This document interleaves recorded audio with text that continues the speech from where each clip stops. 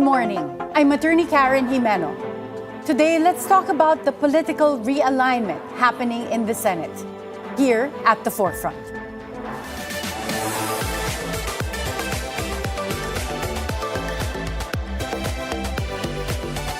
The battle lines are quietly being drawn as senators begin to reposition themselves for a possible leadership shakeup.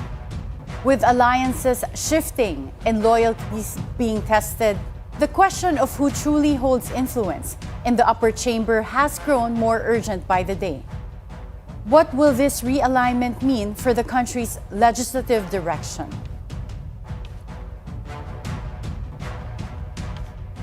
With us this morning is Professor Froy Calilong. Good morning, Professor Froy. Yes, good morning, Attorney, and good morning also to our televiewers and listeners. Professor Froy, according to conversations in social media, Senator Risa Ontiveros is now the lone opposition in the Senate, abandoned by Senators Kiko and Bam Aquino. If this is true, what does this say about Kiko and Bam? Well, this is quite unfortunate, especially for the revival or the resumption of the Liberal Party and the progressives in the Senate. We know for a fact that they are supposed to form a good minority bloc in the Senate. But then again, if there's a truth in this and that they will really be abandoning Senator Risa, then I think this does not bode well for the party and for the minority as well. Although this is not something new for Senator Risa. I remember that in 2022, she was the only lone opposition who actually made it in the Senate. And eventually afterwards, she was given the privilege of actually becoming the lone opposition leader. And this was bestowed upon her by no less than Vice President Leni Robredo. So I think this is not a new thing for Senator Risa. Although for the Liberal Party, it comes to me as a bit surprising as to why, what are the reasons why Senator Bam and Senator Kiko is actually leaving Risa, at least at the moment. Okay. And Professor Froy, is that a reasonable expectation? Meaning, are Kiko and Bam expected to really join Risa in the minority? Or is this also something that's usual in Senate, where there are realignments after an election? Well, definitely, there might be the possibility of realignments, especially when talks about committee appropriations or the provisions of several committees will actually be in question. So there are several other reasons probably why this might happen. Although realignment, especially drawn along party lines, is normally not a very usual scenario, especially when we talk about the Liberal Party. Knowing the fact that there are only very few of them right now, I think if they really would like to make a case for themselves, they really need to solidify their ranks at the moment, and bolting out of this minority bloc may definitely render a lot of effects, not only for the party, but for the minority as well. But I believe Senator Bam and Senator Kiko may have reasons for this. And I hope that for whatever it is, it's something that will be good and beneficial for the country as a whole and not just for the party. Okay, well, there are speculations that Senator Kiko and Bam, assuming this is true, that they have left Senator Risa and the minority, there are speculations that the reason would be to get committees that are their preference. Is that an acceptable reason? You mentioned that there should be good reasons, for example, for this type of move. Yes, Attorney. Actually, like I pointed out a while ago, I think one of the considerations will be with regards the committee chairmanships right now, which is currently up for grabs. and of course Senator Kiko and Senator Bam being comebacking senators, I believe they really would want to get very good committees. I mean, committees that will really have an impact, which may resonate in their further presence and for them to actually have further mileage in the Senate. And this is something that may not be given to them, especially if they will be associated with the minority or if they will remain with the minority bloc. No? So I think these are some of the considerations that they actually have at the moment. And I don't think it's something personal, because I think from the get-go, the relationship of Senator Kiko and Senator Bam, Senator Erice has been very cordial, and I think the lines, at least within the party, within the Liberal parties, I think remains to be very, very strong. Okay, and Professor Froy, while these speculations are circulating on social media, there are also some yellows and pinks that are voicing out their disappointment with Senators Kiko and Bam. How does this affect the public perception of Senators Kiko and Bam? Well, definitely, this may not have a very good impression, especially for the Gen Z and the millennials, who definitely comprise majority of the voters who actually put them in very good positions in the last senatorial race. So I think this may not really resonate, or this might not register well with these people, especially because I think one of the reasons why they placed or they voted for Kiko and Bam is because they really would want to have fiscalizers, people who could actually somewhat come up with some kind of a balance in the Senate, so that it will not be dominated by either of the Marcos or the Duterte bloc. So I think if they will be siding with either of the two majority groups, I think the vision that was there in the first place as to why they were voted may actually have been quite eroded at this point in time.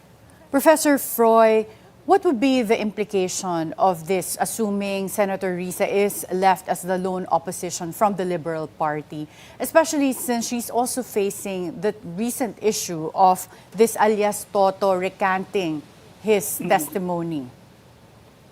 Yes, Attorney, this will be a very difficult thing for Senator Erice, but if she will be able to emerge out of this situation unscathed, and at least it will give her some kind of leverage. It will give her some kind of mileage, especially if she is going to be interested in running for the presidential race come 2028. But then again, of course, she will be needing the support and the backing of the party if ever she will do this. But if you try to look at the optics, insofar as the public perception is concerned, if she is going to do this by her lonesome, and if she's going to be able to emerge out of it with flying colors, I think that will give her a very good impression insofar as the public is concerned, that she is a very strong leader, a woman that is empowered, and at the same time a senator who is able to withstand all these accusations and all these negativities that is hurled against her. And if she will be able to pass this with flying colors, I think the optics is going to be very good for her. And what does this type of political realignment reflect on the system of politics in the Philippines? Well, dynamism, I think, is the word that best describes whatever is happening in our political sphere. Of course, especially when we have a new Congress, whenever we have an incoming set of senators and legislators, there will always be that realignment, because of course we know and we understand that each of them actually has their own agenda, whether it's legislative in nature, whether it's political in nature. Of course, everyone is trying to ensure that their political capital remains in place and that it remains intact, and that heading into the 2028 elections is going to actually be very, very crucial. So at this point in time, this positioning, this jockeying for positions, and especially for some very juicy, I would say, committee positions, is going to be very, very important. And I think they're doing this realignment right now in view of that. Mhm. And may usap-usapan din, Professor Froy, na may ibubuo na sariling bloc si Senator Risa. Would you know, one, if this is true, and second, if not, do you have any guesses as to who could be part of that bloc? Well, I haven't heard about it, actually, Attorney Karen. But if ever she will be forming or forging one, pwede naman yung itong gawin, ano? Wala namang maaaring pumigil sa kanya if ever she is going to do this. But I think the contentions here should actually be understood, especially the dynamics, no, in the Senate right now. Kasi bago pa pumasok itong elections at bago pa nagkaroon ng mga nanalo, meron na talaga yung usapan regarding the alliances and the alignments, no. So I believe medyo mahihirapan, no, na mabago 'yun, but it will depend on the grit and the tenacity of Senator Risa if she's really going to be pushing for it. Although I believe right now medyo mahihirapan siya, no, na isulong ito, no, lalong-lalo na medyo solidified yung Duterte bloc.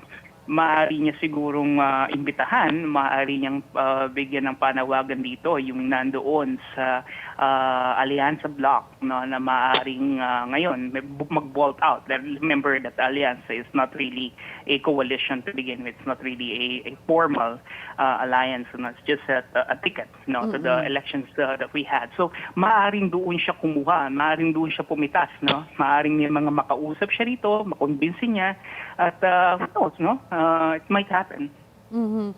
What about the veteran bloc? Yung sila Senator Tito Soto, Senator Ping Lacson. Do you see Risa being part of that bloc? Considering that both Senators Tito and Senator Ping Lacson ran with the Allianza under the administration. Well, these two senators, Senator Soto and Senator Panfilo Lacson, being seasoned legislators, I think they know their game very well. And yeah, even if they run under the Allianza, like I said, yung kanila namang commitment doon, I think is really, insofar as the elections are concerned, no? I think these are very principled men and they really have their own agenda to begin with. Hindi basta-basta matitibag yun, ano? Lalo na dun sa kanilang dalawa. I believe meron na talaga silang usapan, ano? Maybe a gentleman's agreement between them as to how they're going to navigate through this Senate, especially that they are newcomers, especially na yun nga, medyo meron talagang kiskisan between the Duterte and the Marcos bloc. Pero kung sakali naman na si Senator Risa Ontiveros ay aanib sa kanila, wala naman ako nakikitang problema doon, ano?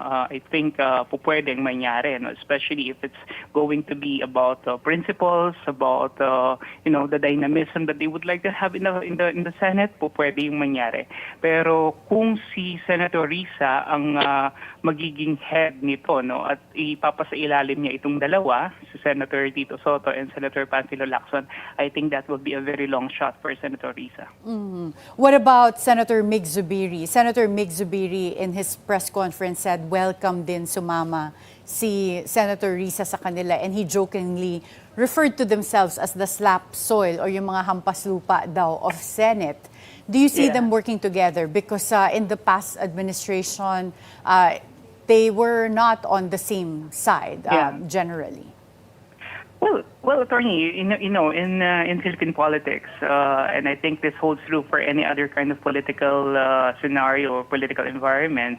We don't have permanent friends and no permanent allies, no permanent foes, but only permanent interests. I believe if this will hold true insofar as Senator Mig Zubiri and Senator Risa Ontiveros is concerned, maybe they will be able to set aside whatever differences they had in the past, whatever political alliances they may actually have in the past, so that they will be able to solidify their current statuses and strengthen their political capital heading into the next elections. I believe all the actions right now that that will be undertaken by many of our legislators, senators, and even congressmen is already in line with what's going to happen in the 2028 elections. Okay. And do you think these shifting blocs are early moves for the 2028 elections? Yes, definitely, definitely. Because the 2028 elections, I'm seeing this as a very, very crucial juncture in the country's political history. It may happen, especially with whatever result of this looming impeachment trial will have. It may actually bring forth the reemergence of the front runner in Vice President Sara Duterte as the president in 2028. We don't know what's going to happen yet. But definitely, all eyes and ears right now, insofar as our politicians are concerned, are already in the purview or in line already with the 2028 elections.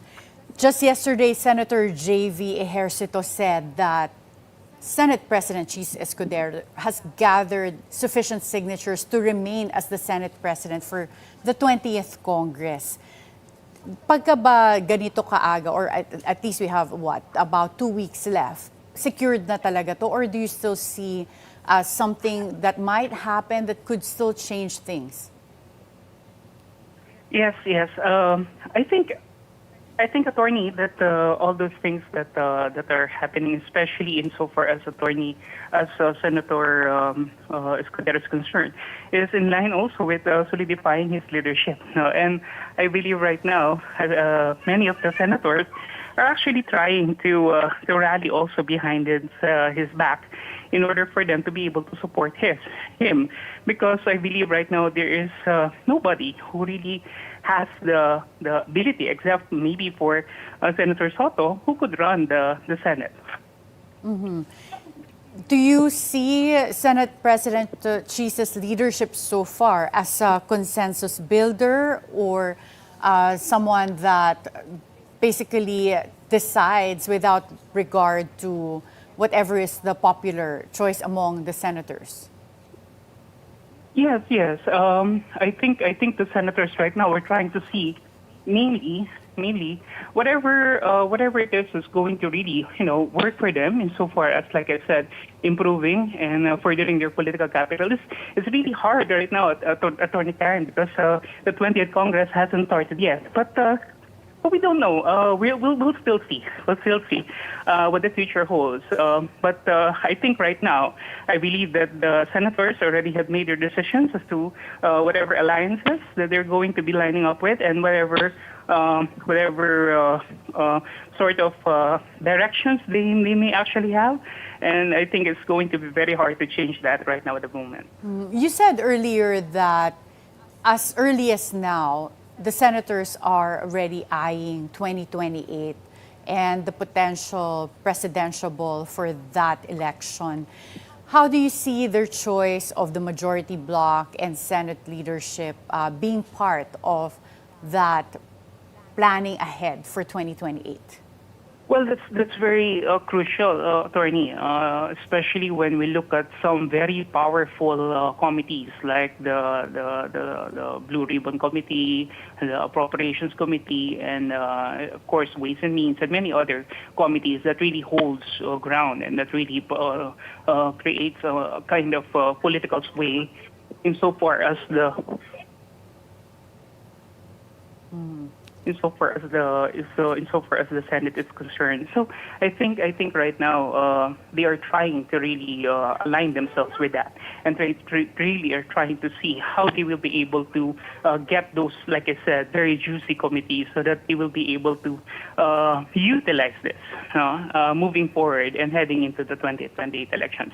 Of course, the mileage, the leverage, the exposure are all in there, and especially if they're running for 2028 elections, it's going to be very, very important that they actually have this in their disposal. Okay. And Professor Freud, I think this is the most number of siblings that we've had in the upper house, right? We have 4 sets of siblings. How do you see that affecting the dynamics of the Senate in the 20th Congress? Well, definitely. I think in the Senate, as we have seen, blood is definitely thicker than water, and I believe that this may still prove to be true in the Senate, is so insofar as the alliances are concerned. So we are going to see that many of the siblings will be rallying in support of one another, or with whatever position they may have insofar as the Senate is concerned. So it's going to be going to be a very good, decision insofar as concerned, because it's going to be quite easy for them to be able to do that, to be able to master that, because of the blood relations that they have. Should Senate President Cheese Escudero remain as the Senate President in the 20th Congress, what can we expect in terms of the progression of the President's legislative agenda, President Bongbong Marcos's legislative agenda, and in terms of how the impeachment will shape up? Well, I think an Escudero presidency is going to be. Okay, Professor Froy, I think we lost you there for a while. I'm sorry. There. I Yes, think Professor I think Froy. I think an Escudero presidency is going to create some semblance of independence insofar as the Senate is concerned, because as you could see, we have witnessed how he tried to really try to even out the fray here. Of course, if you try to look at it, he is trying his best to really make sure that the impeachment proceeding will proceed. But then again, it will have to be in line with the technical considerations, so that they will not be having or heading into some legal stumbling blocks here. So I think at the same time, he is also quite supportive of the legislative agenda that President Bongbong Marcos has for himself. So I think what we're seeing here is that he's trying to be as impartial as he could. And I think this is one of the reasons why some of the senators are really backing him up right now. Okay. Thank you so much, Professor Froilan Calilong. And more about the shifting alliances in the Senate when At the Forefront returns after a short break.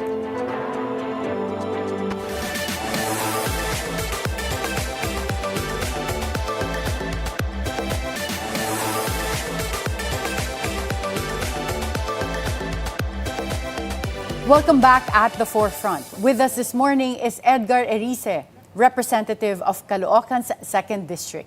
Good morning, Congressman Egay. Hi, good morning, Karen. Good morning sa mga viewers. And exciting po, we have the SONA coming up in about 2 weeks. And we'll have the 20th Congress officially start the sessions already.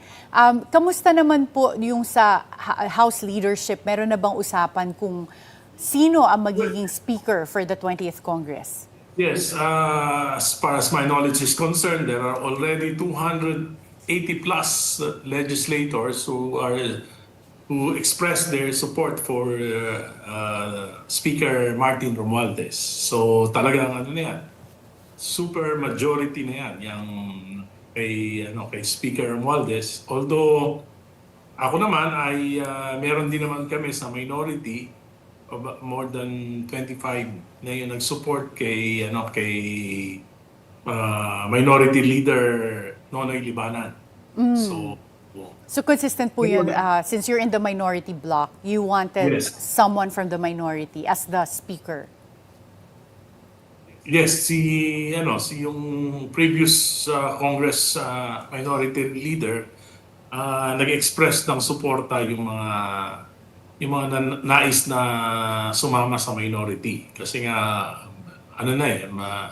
it's all written in the wall, talagang may super majority na si Speaker Romualdez. So, although maganda naman yung composition ng minority, andyan sila Attorney Shell Jokno, si Senator Laila de Lima, andyan din yung kasama ko sa Liberal Party, si Congresswoman Crisel Lagman, si Congresswoman Kahabagaw, nandun din yung Akbayan block sa House, 3 sila. Pati yung sa Makabayan block, 2 sila, si Congressman Tino and Attorney Reneco. So, andyan, ang alam ko kasama rin namin si Congressman Richard Gomez, Congresswoman Subiri, mga members ng party list, marami rin yung sumama sa amin. Kaya with the brains and the brawn of all these people in the minority, palagay ko kung may super majority, meron ding super minority. Okay. And Kung Egay, since you're an active member of the Liberal Party, would you know if totoo yung usap-usapan that Senators Kiko and Senator Bam are going to be part of the majority bloc in the Senate and therefore would leave Senator Riza as part of the minority? Well, yung huling pag-uusap namin ni Senator Kiko, as far as Senator Kiko is a member of the Liberal Party, si Senator Bam is with another party, yung binuko niyang partido. Nung huling pag-uusap namin ni Senator Kiko, ang kanyang agenda talaga is to push through with this agricultural agenda. At yan yung priority niya dahil may pangako niya raw sa nung eleksyon. Kaya kinakailangan niya talaga ng suporta ng administration o ng majority party para ma-push yung kanyang legislative agenda pagdating sa agriculture. So hindi ako magtataka kung he will prepare to be a member of the majority in the Senate. Pag ganyan po ba, wala namang samaan ng loob yan among the Liberal Party members or even between Senator Riza and Senator Kiko? As far as the Liberal Party, syempre kami talagang liberal-minded kami. So, democratic talaga. So meron siya kasing pinangako sa mga mamamayan nung halalan at kung ano yung iniisip niya siguro na makabuti para matupad niya yung mga pangako niya, dapat natin igalang. So it's a pragmatic decision then to push for whatever he promised as especially sa advocacy niya sa agriculture. And Yes. babalik po tayo sa House of Representatives. Nagkaroon dati ng official statement si Congressman Duke Frasco expressing his support for Congressman Albi Benitez or Congressman Toby Tiangco as someone that could be speaker in the 20th Congress. Would you know kung ano yung pinanggalingan nun? Bakit nagkaroon ng two other names that were being floated as the speaker? I'm not sure, pero sa House kasi, sa mga pagmi-meeting ng minority members, yung mga those congressmen and women who wants to be in the minority, walang ingay yung kay Kong Albi sa kay Kong Toby Tiangco. So your support was never also either solicited or asked for either of these two contenders? Wala. Ang talagang maririnig mo lang talaga, may majority support kay Speaker Romualdez at in fact, super majority nga. Kaya kinakailangan din namin maging super minority. Well, you definitely have a lot of people with good experience and brains po sa minority. Based on the names that you mentioned earlier, hindi po ba sasama sa inyo sa minority? Itong sila Congressman Toby Tiangco, Congressman Albi Benitez, and Congressman Duke Frasco, considering that, for Congressman Duke Frasco, he had already publicly stated. Karen, doon sa mga list na nung nag-meeting kami last week, July 3, wala sila doon sa list na yon. Although meron yata talks with Congressman Libanan, Minority Leader Congressman Libanan, and Congressman Duke Frasco. Yun yung pagkakaalam ko, yun yung nabanggit during our meeting. Pero hindi pa finalized siya. Pero ika nga, dito naman sa minority bloc ng Congress, mga 26 na kami to 28. Yan yung latest numbers na pagkakaalam ko. Siyempre, kailangan din na makakuha kami ng numbers because, especially ito na yung last 3 years ng administration ni President President BBM, kailangan talaga na masuri, kailangan talaga na mabusisi yung government policies, including yung national budget natin for the last 3 years. What about committees in the House of Representatives? Napapag-usapan na po ba kung kanino mapupunta yung mga importanteng committees? Kahapon, with respect to Senate, may mga linabas na silang pangalan na mukhang yun na yung mga certain senators that will be part of certain committees then. But for the House, meron na bang lumulutang ng mga pangalan? Lalo na for important committees like the Committee on Appropriations, because this is a position that was left by previously Congressman Zaldico, and then later Congresswoman Stella Quimbo succeeded as someone that was the chairperson, and then became the chairperson of the Committee on Appropriations. But Congresswoman Stella is no longer in Congress. So, meron na bang mga possible na leader for the Committee on Appropriations? Well, very secretive yung yung majority members ng House. So we are not privy to that as members of the minority. Kasi sa minority, ang dalawa lang yung pwedeng maging yung chairmanship na makuha namin, yung Committee on Public Accountability sa yung Committee on Ethics. The rest will be decided by the majority. At hahayaan namin na sila na yung mamili doon. At ang sabi nga, in other words, wala kaming pake doon sa mga ibang committees na yun. Yan lang yung mga committees na allotted for the minority party.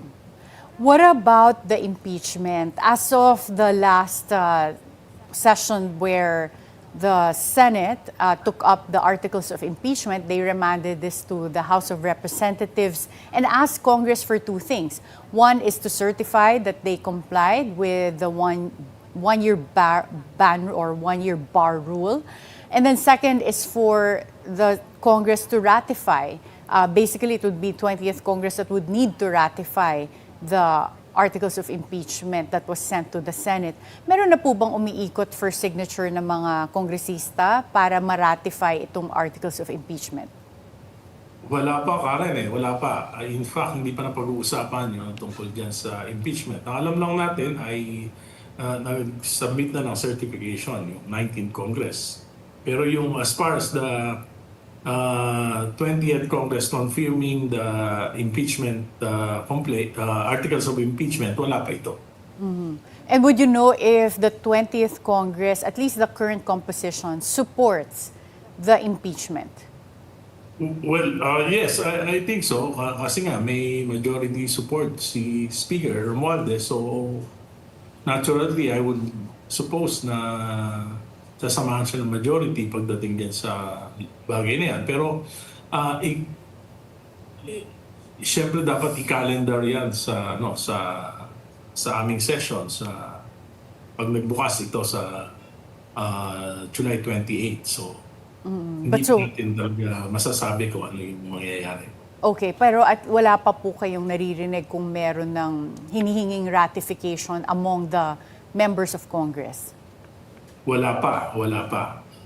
Siguro pagdidebatihan pa rin yan kung if there's really a need for a certification, parang gano'n. So yan yung mga issues na involved yan. Aside from the requirement of a certification, pagdidebatihan pa rin palagay ko yan sa Kongreso whether it will need another confirmation.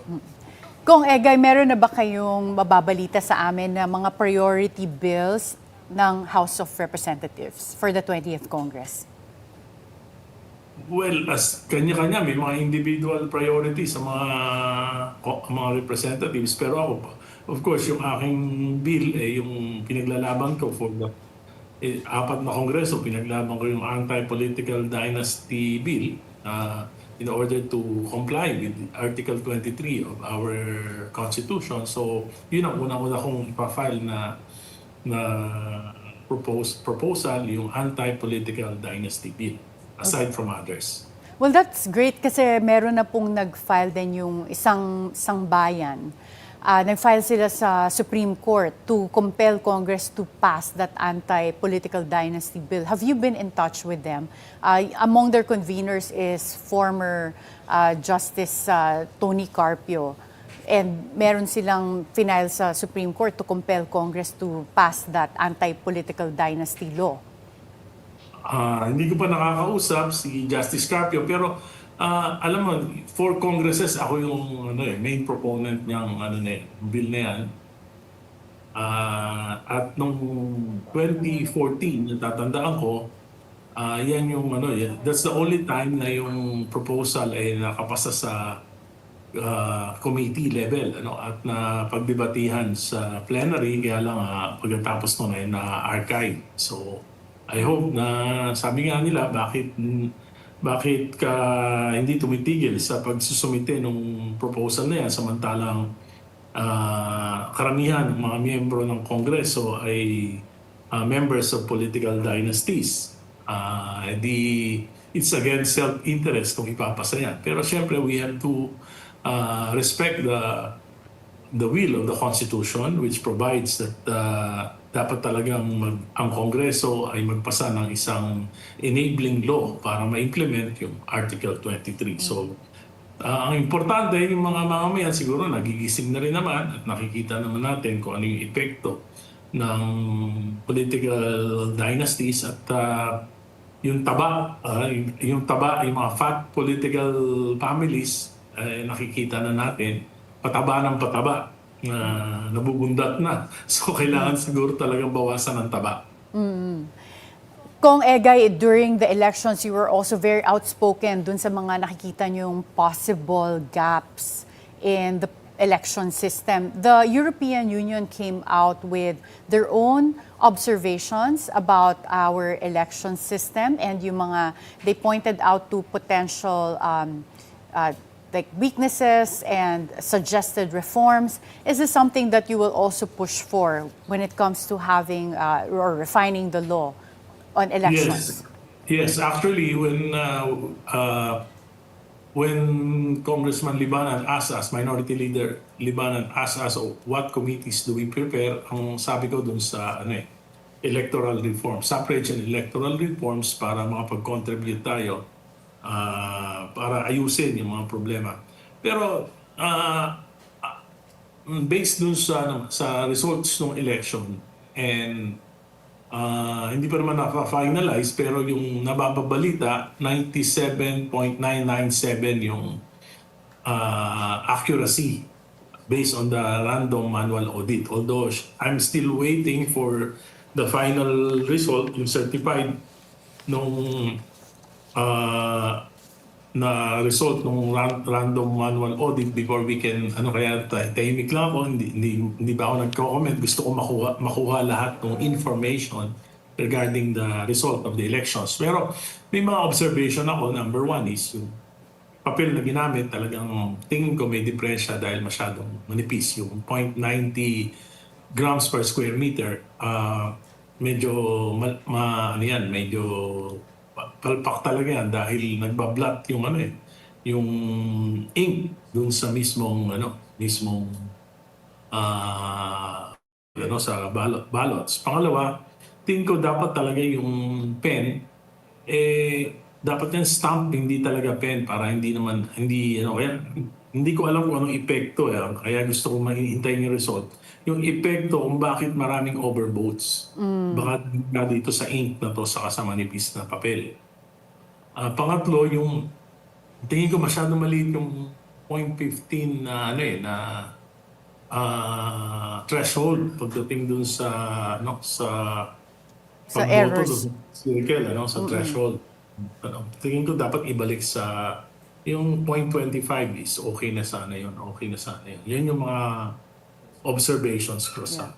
And do you support the calls of PDP Laban dun sa manual recount that they asked for? Alam mo, yun? That will not be legal kasi ayon sa ating automated election law, magkakaroon lang ng manual audit kung magkakaroon ng election protest. At yung sa Senate, kung may magpoprotesta sila sa Senate Electoral Tribunal, may proseso yun.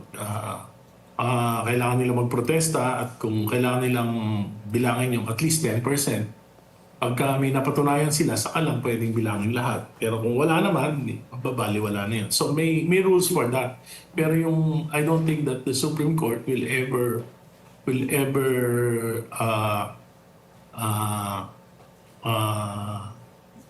agree to a Nationwide manual recount unless wala namang protest. Yeah. It's provided by law. It should be the Senate Electoral Tribunal. Okay. Thank you so much, Congressman Edgar Erice. It's always a pleasure to have you here at Bilyonaryo News Channel. Salamat, Karen. Thank you very much. Thank you. The shifting alliances in both chambers of Congress signal a recalibration of political forces ahead of high-stakes national decisions, including a possible impeachment and the road to 2028. In the Senate, blocs are being redrawn based on pragmatism and influence, while in the House, key players like Congressman Erice are navigating the fluid terrain between loyalty, principle, and political survival. These realignments will define the balance of power for the next 3 years. Be timely informed, be insightful of the news. Always stay at the forefront. Join us again tomorrow for an interview with proclaimed Mayor of Silang, Cavite. This is Attorney Karen Jimeno. Thank you for spending your hour with us.